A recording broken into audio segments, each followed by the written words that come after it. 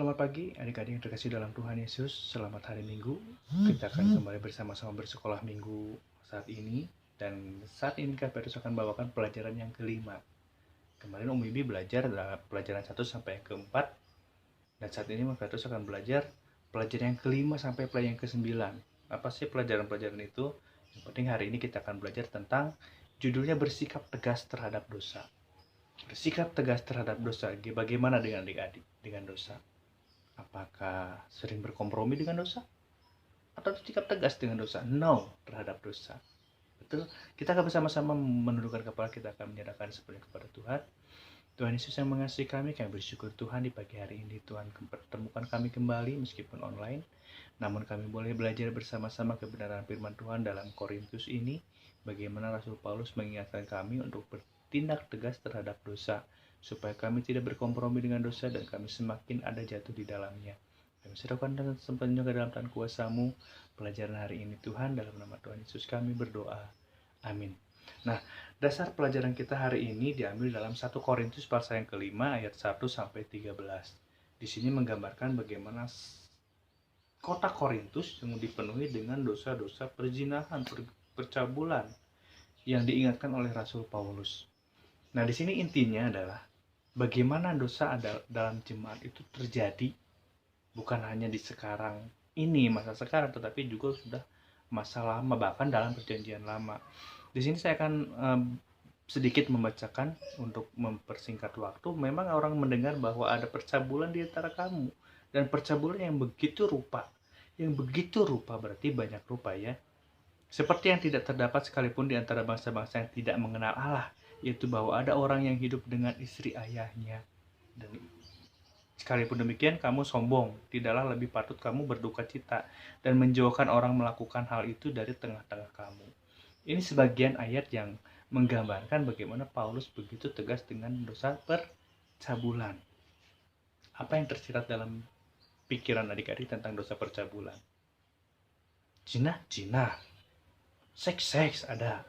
Itu yang terjadi dalam dosa percabulan, antara perzinahan, seks bebas, atau penyimpangan seks, itu termasuk dosa percabulan. Nah, dalam perkembangan zaman saat ini, dosa percabulan itu sudah sangat-sangat marak, terlebih kalau adik-adik mendengar, melihat di berita. Itu percabulan itu luar biasa, banyak kasus yang terjadi, baik itu di kalangan remaja maupun sampai sudah tua. Bahkan ada kakek-kakek memperkosa remaja. Ada remaja SMP, SMA melakukan hubungan seks terlebih dahulu.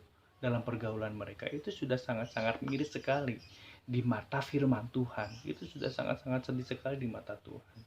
Nah, bagaimana kita sebagai orang-orang percaya menyikapi percabulan yang sedang marak? Sebetulnya percabulan ini tidak hanya dalam kategori zaman sekarang. Perjanjian lama ini sudah terjadi dan itu sudah menjadi penyakit hingga saat ini. Makanya bagaimana kita menanggapi, diperlukan satu ketegasan dalam diri kita untuk mencegah percabulan dalam diri kita ini.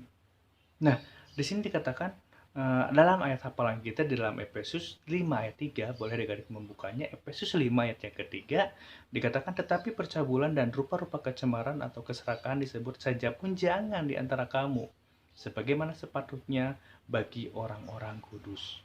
Sebagaimana sepatutnya orang-orang kudus, jangankan dilakukan. Dikatakan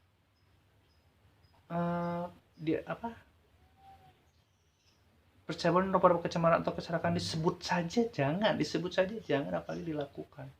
Nah, kira-kira apa sih yang menyebabkan dosa percabulan? Apa itu sudah dosa percabulan? Dalam Kamus Besar Bahasa Indonesia, percabulan diartikan sebagai keji, kotor, tidak senonoh. Sementara dalam kasus suicide diartikan dengan amoral atau asusila. Itu yang berhubungan dengan seks, perzinahan, itu yang disebut dengan dosa percabulan. Dalam pikiran kita yang sudah kotor dengan pornografi, itu sudah termasuk dosa-dosa percabulan. Nah, apa sih yang menyebabkan percabulan terjadi? Pasti ada sebabnya, nggak mungkin tidak ada sebab. Nggak mungkin tidak ada penyebabnya, pasti ada penyebabnya. Yang pertama adalah hati. Bagaimana hati kita? Pada saat hati kita negatif, pikiran kita pasti negatif.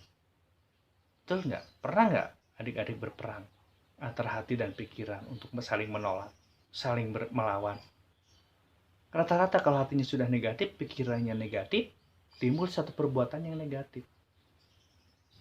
Alkitab mencatat di dalam beberapa ayat seperti dalam Matius 15 ayat 9 dan juga Markus itu ada hubungannya dengan konteks yang sama. Markus 7 ayat 21 sampai 22 dikatakan dari dalam hati manusia akan memancar hal-hal yang buruk, benih-benih dosa. Di antaranya adalah pikiran jahat, percabulan, pencurian, pembunuhan, perzinahan, dan lain-lain sebagainya. Itu yang ada dalam benih dosa, kedagingan kita. Dalam hati, kalau hati kita negatif, pikiran kita negatif, perbuatan kita pasti negatif. Makanya harus kita olah pikiran kita, hati kita harus dipenuhi dengan hal-hal yang positif, terlebih kebenaran firman Tuhan. Itu yang harus kita tanamkan dalam hati kita. Sekali kita positif, kita akan terus positif. Kita akan belajar positif. Tapi sekali kita terjerumus dalam hal negatif, sampai apa kita negatif. Jadi adik harus ingat, hati dan pikiran kita harus sinkron. Sinkron dalam hal apa? Dalam hal positif. Kebenaran firman Tuhan itu yang harus kita pegang.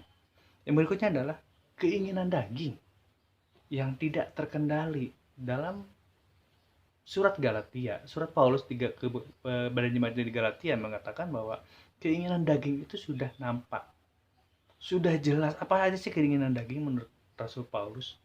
Dikatakan sudah percabulan, kecemaran hawa nafsu, penyembahan berhala, sihir, perseteruan, iri hati, amarah, dan lain-lainnya. Itu keinginan daging. Ingat, keinginan daging yang tidak terkendali itu akan menghasilkan atau membuahkan tindakan yang negatif. Termasuknya di dalamnya adalah percabulan. Bagaimana kita keinginan daging kita kuat untuk melakukan percabulan? Itu sudah ada banyak media yang mendorong kita untuk melakukan hal seperti itu. Salah satunya adalah gadget kita. Gadget kita ada di tangan kita, tergantung kita. Gadget kita tergantung kita yang mengendalikan. Kalau kita mengendalikan untuk hal-hal negatif, maka gadget kita akan menjadi pengaruh negatif yang besar buat kita. Tapi kalau gadget kita dipegang dengan positif, maka itu akan menjadi manfaat yang besar buat kita. Yang ketiga adalah pengaruh budaya dan lingkungan. Ingat adik-adik, lingkungan mempengaruhi sikap, karakter kita semua. Di mana kita berpijak, di mana kita bergaul, di situ kita akan sama seperti lingkungan kita. Kita sebagai orang-orang percaya, kita bersyukur PKMB kita sudah mulai banyak. Kita eratkan persekutuan kita di dalam Tuhan melalui PKMB. Jangan kita bergaul dengan orang-orang yang gak jelas. Banyak orang-orang yang terjerumus terhadap pergaulan bebas yang tidak terkendali. Karena gengsi kita ikutin mereka. Apapun yang mereka lakukan, kita lakukan. Itu yang salah. Yang benar adalah lakukan apa yang harus kita perbuat sebagai anak-anak Allah. Bergaulah dengan orang-orang percaya. Maka kita akan terhindar dari hal-hal duniawi, negatif. Pengaruh budaya di lingkungan. Ingat, Rasul Paulus menekankan kepada jemaatnya di Korintus. Kenapa? Karena Korintus merupakan kota yang besar. Kota besar Korintus. Nah, di situ dikatakan di dalam Korintus terjadi banyak macam percabulan. Sehingga Paulus menegaskan supaya hal itu dihindari oleh jemaat di Korintus yang sudah mengenal Allah. Jangan sampai sama seperti mereka yang tidak mengenal Allah. Itu pesan dari Paulus. Ingat, tadi yang pertama adalah hati kita, pikiran dikuasai oleh nafsu. Yang kedua, penyebab percabulan adalah keinginan daging yang tidak terkendali. Yang ketiga adalah pengaruh budaya dan lingkungan yang membuat kita melakukan percabulan. Yang keempat adalah pengaruh suasana keagamaan. Sebagai kaum muda, remaja, seringkali kita tanggung ya kalau kita tidak sungguh-sungguh di dalam Tuhan. Artinya pada saat kita belajar tentang kebenaran firman Tuhan pun kadang-kadang kita comot dari sana, comot dari sini. Apalagi yang mengalami persekutuan siswa-siswi Kristen, baik itu di mahasiswa maupun di sekolah, itu kan bersatukan dengan berbagai macam denominasi. Ada ajaran-ajaran yang sedikit berbeda. Ada ajaran-ajaran yang sedikit berbeda dengan keyakinan atau doktrin kita sebagai baptis. Nah, pada saat adik-adik memiliki satu rasa penasaran atau ketidaktahuan, lebih baik adik-adik cerita. Tanya kepada guru sekolah minggu. Tanya kepada pendeta. Tanya kepada orang tua. Ini benar nggak? Ini salah nggak? Nah, seringkali ada ajaran-ajaran, terlebih di era modern ini, ada aliran sesat yang mengajarkan, apalagi ada gereja setan ya. Ingat, ada aliran-aliran Kristen yang sesat itu mengajarkan hal-hal yang di luar kebenaran firman Tuhan. Bagaimana dia mencomot dari firman Tuhan, satu ayat saja dikembangkan jadi satu hal untuk menjauhkan kita dari Tuhan. Nah, di sini pengaruh suasana keagamaan juga mempengaruhi orang-orang yang tinggal di kota Korintus mempunyai banyak paham dan keyakinan kepada Tuhan dan dewa-dewa. Itu yang menyebabkan Rasul Paulus menekankan secara tegas kepada jemaatnya di Korintus. Hati-hati, banyak sekte-sekte, aliran-aliran yang sesat, sehingga ada yang mengesahkan, mengizinkan hubungan bebas, hubungan seks bebas, perzinahan, percabulan, dan lain sebagainya. Tetapi di dalam Tuhan itu sebetulnya dilarang. Nah, itu yang harus kita waspadai. Keempat hal ini yang menyebabkan kita terjadinya bisa percabulan. Nah, kedua adalah bentuk percabulan seperti apa sih? Tadi dikatakan di dalam Korintus ayat kelima, dikatakan bahwa memang orang mendengar bahwa ada percabulan di antara kamu, dan percabulan yang begitu rupa. Artinya ada banyak bentuk percabulan di Korintus yang Paulus ketahui dari informasi-informasi orang-orang percaya di sekitarnya. Yang pertama adalah hubungan seksual antara ibu dan anak, atau anak dan ayah. Hubungan saudara itu tidak boleh. Tidak boleh melakukan seksual hubungan darah. Tidak diperkenankan di hadapan darah. Kita belajar bersama-sama bahwa itu tidak baik. Dosa. Hubungan seksual yang dilakukan antara anak dan ayah, ataupun ibu dan anak, itu tidak diperbolehkan oleh Paulus, oleh firman Tuhan. Oleh para ahli pola penyelewengan seksual jenis ini disebut dengan incest, atau hubungan seksual yang dilakukan dalam satu garis keturunan. Itu yang tidak diperbolehkan oleh Tuhan. Yang kedua adalah mengambil istri atau suami lebih dari satu, poligami. Ingat, di dalam pengajaran kebenaran firman Tuhan sebagai umat percaya, kita hanya diajarkan menikah itu satu kali. Satu istri, satu suami. Satu laki-laki, satu perempuan, itu monogami. Nggak ada poliandri, nggak ada poligami. Satu istri, dua suami. Satu suami, dua istri. Nggak bisa seperti itu. Di Alkitab tidak diajarkan. Kita ingat kembali ke ciptaan awal Allah. Bagaimana Allah hanya menciptakan Adam dan Hawa. Tidak ada yang lain. Artinya satu pasang saja. Dalam pernikahan Kristen itu yang dikehendaki Tuhan. Lalu yang berikutnya adalah homoseksual. Bagaimana para suami atau istri meninggalkan pola seksual yang wajar dan melakukan hubungan seksual dengan yang sejenis, wanita dengan wanita yang disebut lesbi, lalu laki-laki dengan laki-laki yang disebut homo. Itu tidak boleh, tidak diperkenankan oleh Allah, tidak ada dalam firman Tuhan. Tapi itu terjadi karena apa? Ya karena kedegilan manusia, karena benih-benih dosa yang sudah lama.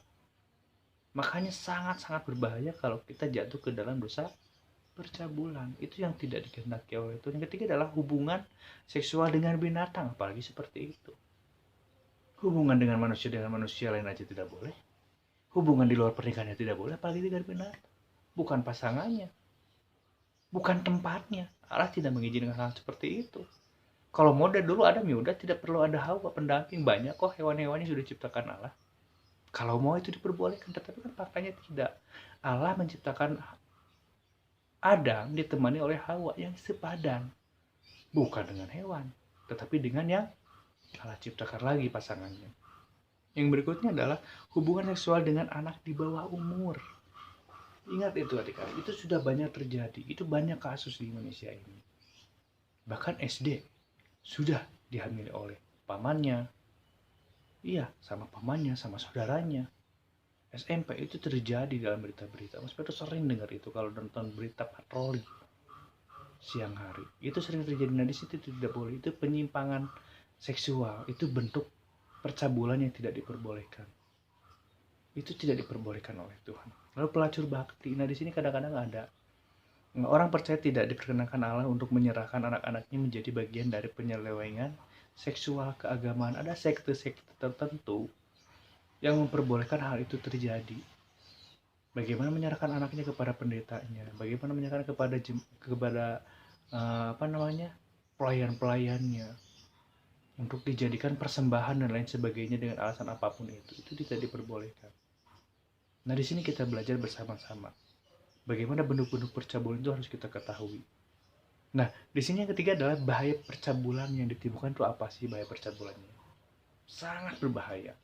Ada dampaknya pada saat kita sudah terjatuh di dalam percabulan. Yang pertama adalah rasa bersalah. Adik-adik mau diselimuti rasa bersalah yang berkepanjangan?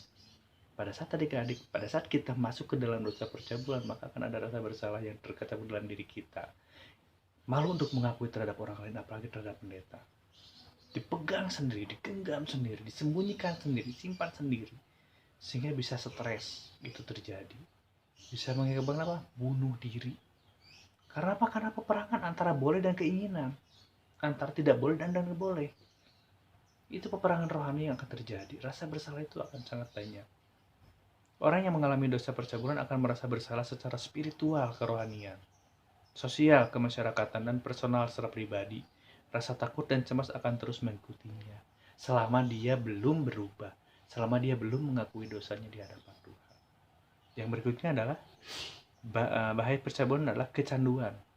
Bagaimana dengan anak yang apakah adik-adik merokok? Bagaimana setelah bercandu merokok? Itu sulit untuk dilepaskan. Mas Petrus sendiri tidak merokok. Mas Petrus sendiri tidak mau kompromi dengan rokok. Padahal Mas Petrus pernah ditawarin oleh teman kerja Mas Petrus yang saat itu jualan di pabrik. Sok terus kalau kamu mau saya kasih gratis satu hari satu bungkus selama 1 minggu. Artinya 7 bungkus atau 6 bungkus. Kalau Mas Petrus sudah tercandu, otomatis Mas Petrus beli sama dia setiap hari. Betul nggak? Membuat dia kaya dengan rokok ini. Membuat Mas Petrus menderita karena rokok itu. Kalau udah kecanduan sangat-sangat sulit sekali untuk dilepaskan, baik itu minuman, baik itu rokok, apalagi percabulan. Itu memang tidak kelihatan, tetapi dampaknya buat diri sendiri, emosi, pikun dan lain sebagainya itu akan terjadi dalam diri kita semua. Hukuman mati. Kenapa harus hukuman mati? Mulai dari perjanjian lama hingga zaman Tuhan Yesus ada. Hukuman bagi orang yang melakukan dosa percabulan adalah hukuman mati, yaitu dirajam dengan batu. Dirajam dengan batu. Tetapi di saat zaman ini jarang melakukan dirajam dengan batu. Tetapi hubungan mati, arti itu adalah kerohanian kita mati. Mati kerohanian kita karena kita sudah bercandu, karena kita sudah sering melakukan hal seperti itu. Dalam pola perjanjian lama, orang melakukan dosa percabulan harus dilenyapkan dari muka bumi dan dihukum mati dengan cara rajam batu dalam Imamat 20 ayat 1 sampai 27. Begitu juga di dalam Kolose 3 ayat 6. Dan juga dalam 1 Korintus 10 ayat 8 sampai 9. Dirajam batu. Lalu berikutnya adalah bahaya percabulan tidak mendapat tempat dalam kerajaan Allah. Tidak, tadi dikatakan dosa. Di hadapan Tuhan, dosa ini, dosa itu sama dosa. Upah dosa ialah maut, artinya tidak bisa ada dalam kerajaan Tuhan. Apalagi percabulan, sama. Tidak ada tempat di hadapan Tuhan percabulan. Tuhan Yesus menegaskan kembali bahwa orang-orang yang melakukan perzinahan tidak akan mendapat tempat dalam kerajaan Allah. Hal itu pun dikutip Paulus untuk menegaskan betapa bahayanya perzinahan. Betapa bahayanya perzinahan. Lalu bahaya berikutnya adalah munculnya banyak penyakit seksual dan kebiasaan yang menyimpang secara seksual. Banyaknya penyakit seksual dan juga menyimpang. Apabila seorang melakukan sebuah percabulan, maka ia akan terikat dalam aktivitas dan kegiatan dosa tersebut. Terikat akan aktivitas dan dosa tersebut. Nah, di sini ada beberapa sikap tegas kita. Sikap tegas kita terhadap dosa itu bagaimana? Sikap tegas terhadap dosa pertama adalah penanganan secara pribadi. Rasul Paulus menegaskan kepada jemaat Korintus bahwa dosa percabulan harus dibuang dari persekutuan hidup orang percaya. Rasul Paulus tekankan hal-hal terpenting menghadapi dosa percabulan yang sudah merasuki persekutuan orang percaya. Ingat, yang pertama adalah secara pribadi. Setiap orang percaya berpotensi untuk tidak memulihkan kondisi, untuk bisa memulihkan kondisi yang terjadi akibat dosa percabulan. Yang harus dilakukan, yang pertama dan utama adalah percaya kepada Tuhan Yesus. Percaya kepada Tuhan Yesus. Mengakui dosa, minta ampun kepada Tuhan, dan percaya kepada Tuhan Yesus, maka kita akan dipulihkan. Mengakui dosa kita kepada Tuhan, minta ampun kepada Tuhan, dan percaya kepada Tuhan Yesus, maka kita akan diampuni, dipulihkan. Roh Kudus akan menolong kita untuk kita meninggalkan dari dosa percabulan itu. Secara pribadi kita datang sama Tuhan, minta ampun sama Tuhan, mengakui dosa-dosa kita sama Tuhan, dan kita akan dipulihkan oleh Tuhan. Dengan pertolongan siapa? Pendeta, gereja, itu akan dibantu. Yang kemudian disucikan, dikuduskan, dan dibenarkan oleh darah Kristus. Pada saat kita meminta ampun sama Tuhan, maka Tuhan akan melupakan dosa-dosa kita, akan mengampuni dosa-dosa kita, mengubah pola pikir kita. Pola pikir yang seringkali dihantui, diracuni oleh pikiran-pikiran negatif percabulan, itu akan diubahkan menjadi pola pikir Kristus. Bagaimana kita akan selalu mengingat kebenaran-kebenaran firman Tuhan, pengajaran kebenaran firman Tuhan yang akan ada selalu dalam hati kita, di dalam persekutuan Tuhan. Membangun komunitas yang takut akan Tuhan. Kita tidak tinggalkan dengan kegiatan-kegiatan gereja. Seperti dalam tema gereja kita, jangan menjauhkan diri dari pertemuan-pertemuan ibadahmu. Persekutuan PKMB, kebaktian, sekolah minggu. Itu akan membuat kita semakin kuat di dalam Tuhan. Dan akan melupakan yang namanya percabulan. Yang berikutnya, penanganan secara organisasi. Secara organisasi, gereja menetapkan sebuah pola pembinaan warga gereja yang disebut dengan disiplin gereja. Berdisiplin gereja tersebut terkandung pembersihan persekutuan atau gereja lokal. Ada pembinaan dari gereja untuk orang-orang yang membutuhkan pembinaan itu. Ada kelas-kelas tertentu pada saat orang itu membutuhkan konseling dengan pendeta, dengan orang-orang yang dipercaya pendeta, untuk membuat kelas konseling dalam pembinaan tersebut. Seperti dalam pembinaan dalam pranikah, baptisan, itu kan sudah terjadi. Begitupun dalam kaum muda. Orang-orang senior seperti Om Dodi, Om Bibi, Om Bambang, semua siap untuk menjadi konseling, untuk jadi membina kita dalam hal pergaulan seperti ini. Nah, kesimpulan dari pelajaran kita hari ini adalah orang percaya yang menjadi Kristus sebagai orang percaya yang menjadikan Kristus sebagai Tuhan, Juru Selamat dan penguasa tunggal dalam hidupnya akan bertindak tegas terhadap dosa. Ia akan membereskan masa lalu, bertobat dan percaya kepada Tuhan Yesus. Ia juga perlu hidup suci, kudus dan dibenarkan oleh darah Kristus. Kemudian akan mengubah pola pikir dan membangun komunitas yang takut akan Tuhan. Jadi kesimpulannya adalah kita percaya sama Tuhan. Kita berdoa, kita memohon pertolongan Tuhan. Itu kunci dari melepaskan diri kita. Yang pertama adalah kita percaya sama Tuhan. Yang kedua, jangan kompromi. Kita harus tegas terhadap dosa. No, tidak. Katakan terhadap dosa, tidak. Kita harus suci di dalam Tuhan, di dalam pertolongan Tuhan. Mari kita berdoa.